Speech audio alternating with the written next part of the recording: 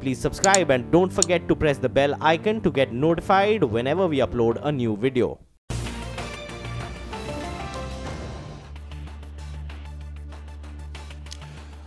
It's a good-looking screen now. There's 60 points on the market, which basically puts us almost at the day's high. 10,759 is where we're at, and basically it's the day's highest level. The Sensex is up 224 points, 34,995. And if you, by the way, looked at how the day started, you wouldn't have guessed that this is going to be the sort of, these are going to be the prices at 1:30 today. Look pretty dicey, and then it's picked up consecutively all the last couple of hours or so. You're with us here on a fresh new edition of Mid-Cap Radar. I'm Prashant Nair. With me is my colleague Sumaira Abdi. Sumaira, afternoon. Hi Prashant, good afternoon to you as well, and we should also take a check on how Europe has opened, because globally, the cues have been pretty weak. So let's see, the European market was expected to open lower, I think. So there, about 0.3% lower on the frontline indices. The FTSE just a shade lower. But let's take you through what's happening in our own market. Here are the top stories. The market is at the day's high. Key indices gain over 0.5%. Mid-caps recover from lows. Bond bears run for cover after the government trims the additional borrowing requirement to rupees 20,000 crores from the earlier announced 50,000 crores. Bond yields ease, boosting all public sector bank stocks in trade today. The IT sector continues to lead for the second day in a row, boosted by TCS bagging a nearly $700 million deal to help M&G Prudential to transform digitally. In key earnings to watch today, HUL is expected to report a good quarter, while no surprise is expected from Bharti Infratel. On the other hand, the CNBC TV 18 poll sees a 50% rise in profit after tax for Zee Entertainment. And it's weak global cues all around as Asian markets decline following poor cues from Wall Street. Cryptocurrencies, though, recover marginally after a broad sell-off across the board, while crude has slipped as analysts warn of a correction coming, and base metals are also weak on profit booking, and now it's a weak opening in Europe as well. All right, Ashwini Gujral is with us, and we're going to run our viewers through what he makes of things. Ashwini, thanks very much. So your sense now, it's a strong screen basically.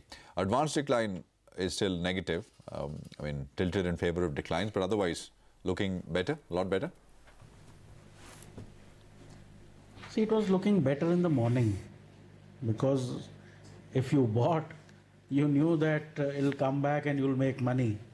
The problem is, if you buy here, will you make money tomorrow?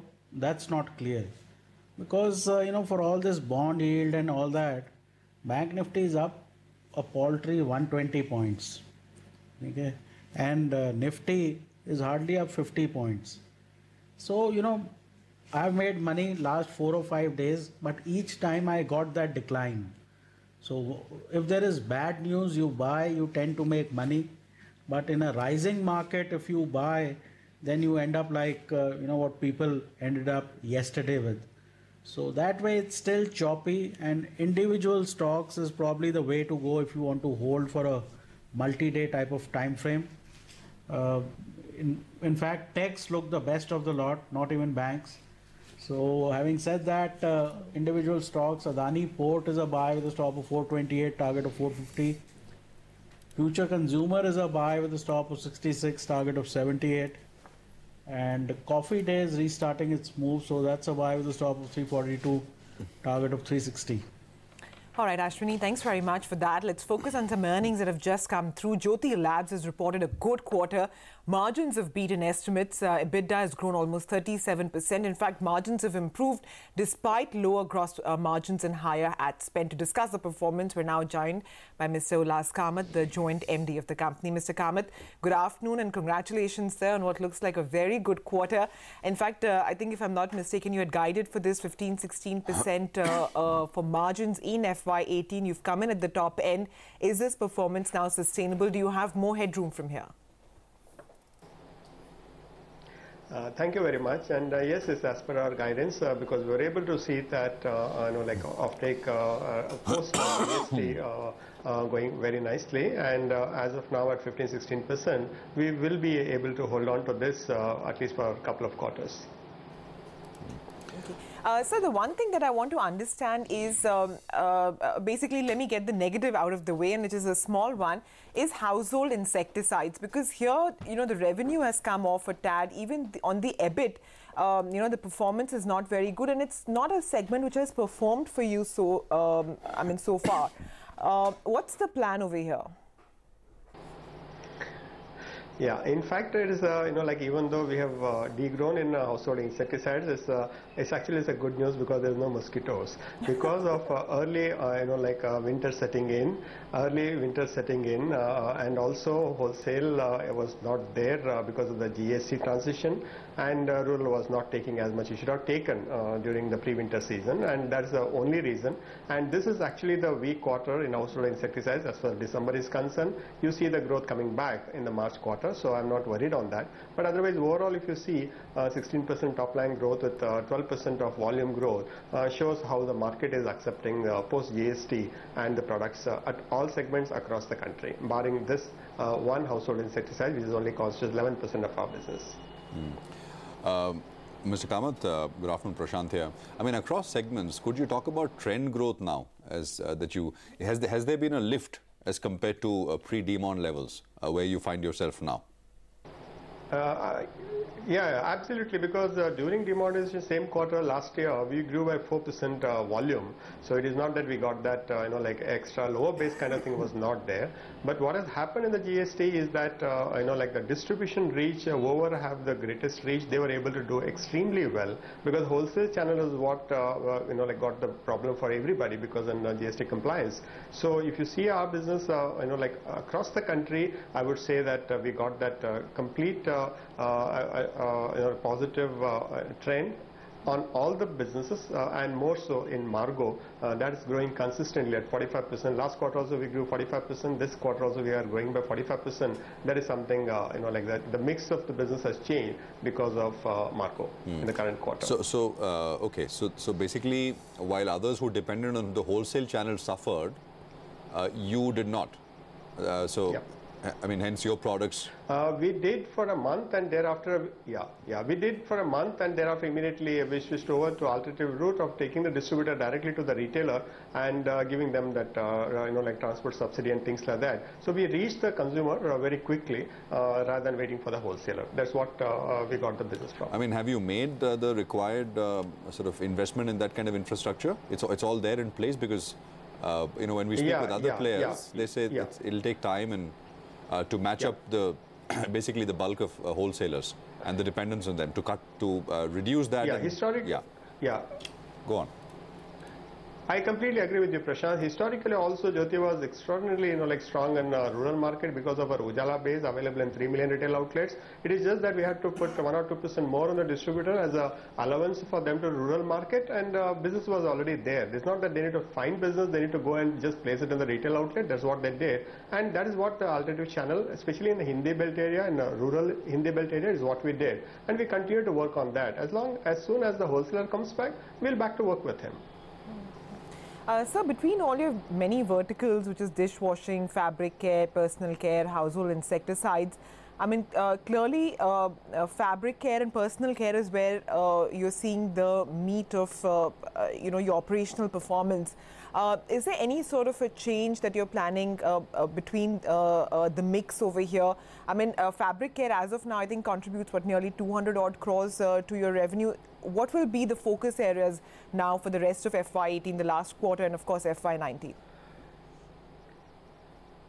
The last quarter is always, mosquito repellent business will come back for the last quarter, but otherwise, historically, about 40% of our business comes from fabric care, which continues to be there. And now the engine is now dishwash, which we have 31% of our business comes from dishwash, and we are growing at about 20% continuously for the last 3-4 quarters. So we'll put more money on dishwash, and we continue to grow both Exo and Prill.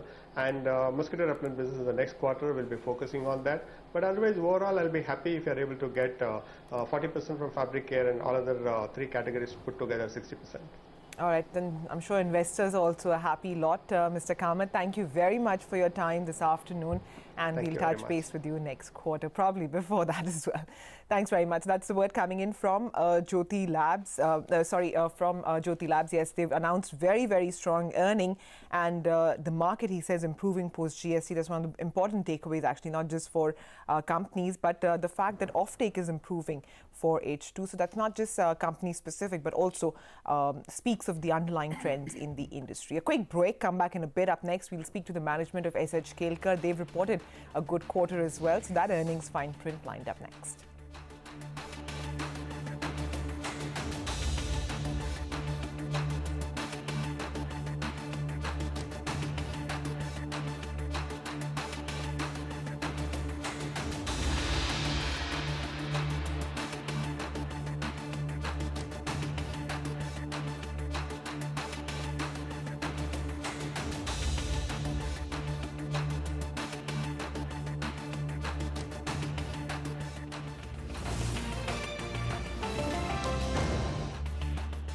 Hi, welcome back. A lot of earnings reactions coming through. SH Kelkar has reported a good quarter. They've seen strong revenue and EBITDA growth this time around. Okay, Zee Entertainment has come out with numbers.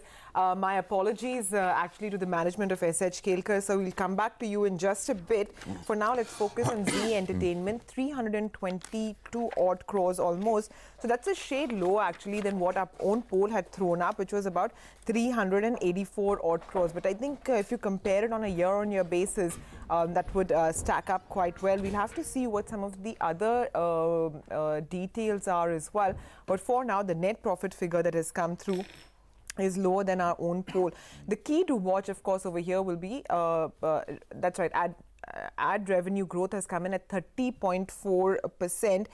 I think this is quite strong actually, because we were expecting it to be what, 16, 17 odd percent. So at 30%, I think ad revenue growth is clearly going to affect the sentiment for this stock. Any of the other numbers, Prashant, that you've managed? So I'm just, actually, I think we've got the revenue number as well, which should be coming up on our screens in just a bit. But I've got the basic. So just let me just open this press release. We've got the detailed press release, by the way, which should have everything. 1838 is the revenue. Subscription revenue growth adjusted for sports has come at 7.5%. We were working with a number of 7%, so this is better than that by 50 basis points.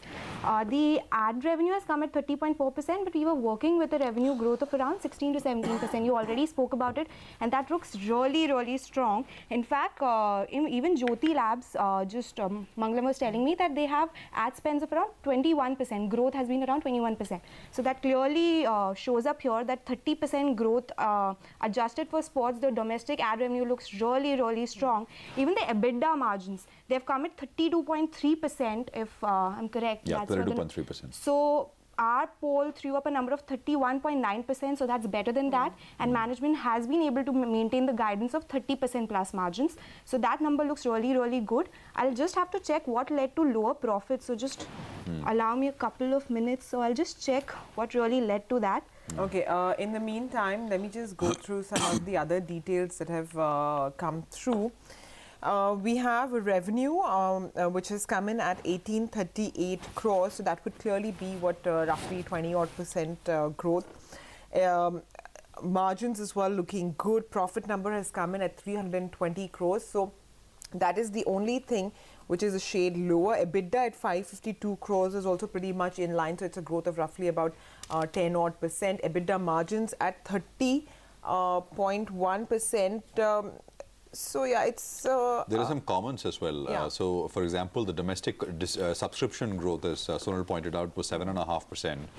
And they say, and Mr. Goenka, the managing director, is saying that the growth so far has been lower than what we had last year, as the content deals with our distribution partners are taking slightly longer to conclude due to litigations regarding TRAI, tariff regulation. So that basically is the bit about the lower than expected domestic subscription growth. But I think the big bulk and the number which everybody focuses on is the advertising growth, which has come in extremely strong at 30% plus. So even on reported basis, the ad revenue growth is around 25%. And we were just working with a 17% number even on the reported basis. So that number looks really, really strong. And I'm sure that should be taken positive by the street.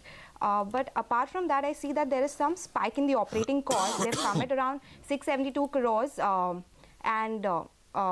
that number looks a little higher. Apart from that, if I see the marketing expenses, we were expecting them to go up because of Zee Cine Awards and also some promotion expenses that the company had taken. So that had come at around 179 crores versus 104 crores. So this is one of the reasons which has dented the margins, and we were expecting that to be around that number.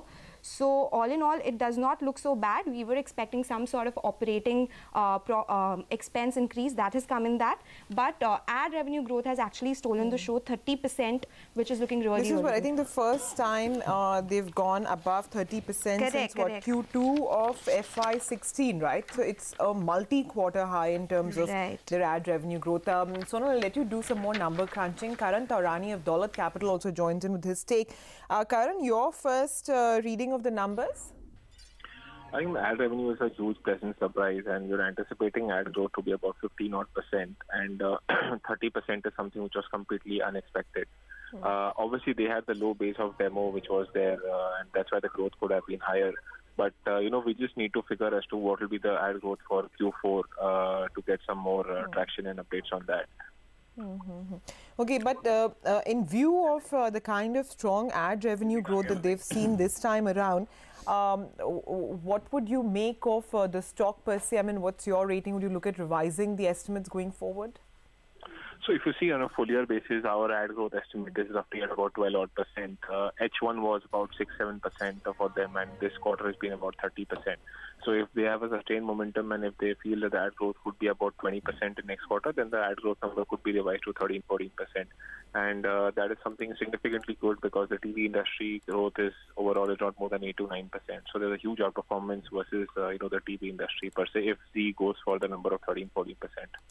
So Karan, hi, Sonal here. They have done a subscription growth ex-sports business of around 7.5%. What did you anticipate, and how does this number look to you? So subscription growth is something which is in line, excluding sports, at about we had estimated about 8-odd% number on that front. And even the margin performance has largely been in line. We had expected a flattish Y&Y EBITDA margin level, and no such major negative or positive on that front as well. So the management had told us last time that they will be able to keep the ad revenue growth and subscription revenue growth in mid-teens. Do you expect the same going forth for subscription revenues as well? I still see time for the subscription revenue to growing towards the mid-teens. I think that will happen more in FY19. But as of now, next quarter also the subscription revenue would be high single digit, about 8 to 10-odd% number. Karan, have you been able to look at what has led the profit after tax number is a little lower than what was being expected, the absolute number. Any thoughts on that? Where is the miss there coming from? The PAT. So I think the depreciation cost is something which is doubled YOY, and probably that's the reason why the PAT has been lower than the expectations front. But all in all, how would you rate these numbers overall? I think the numbers are good. The ad revenue, as I told you, is a big pleasant surprise, and if they sustain even to grow at 20% in Q4, I think you can expect some kind of revision for ad growth for FY18. And subsequently, earnings growth as well. Earnings growth revision. Absolutely. Earnings growth still may not be a huge expansion because the EBITDA margin front, they'll have pressures. They're launching a new platform next quarter. So they already had the content cost which was written off in this quarter. In Q4, they're going to have the platform launch expenses coming through. So because of that, the EBITDA margin will remain under pressure. But surely a revenue upgrade which will pass on to the earnings based on that. All right, Karan, thanks very much for your quick take. Sonal, last word to you. I would say these are very good numbers, and I'll have to just dig deep into it to give you a better review of the same. All right, so as of now, the word is that Zee Entertainment, the ad revenue growth has really been a big bump up for them this time around and making the rest of the numbers look good as well. Quick break, more in the market when we return. And of course, we'll continue tracking all the big earnings today. Stay tuned.